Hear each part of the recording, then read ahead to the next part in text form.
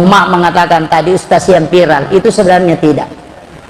Mungkin karena orang banyaknya mengambil itu sehingga terbuka seperti itu.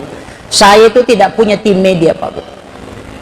Degaga kadang ke tim macurika untuk merekam.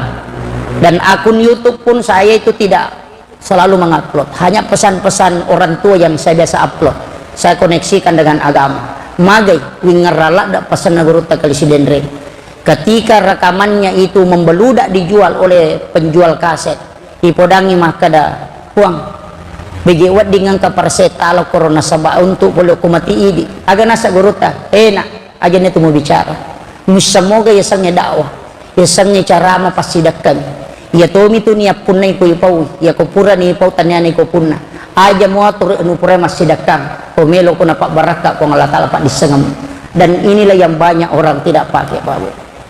Nggak kadang dia mengontrol. Satu kuncinya, Pak, saya kasih tahu memang angga kama tahu melok balu ya aku dengan menjual harus begini. Saya kasih tahu ya kong kamu lika macarama aja lalu tapodangi maka daseko karena pasti saya tidak datang.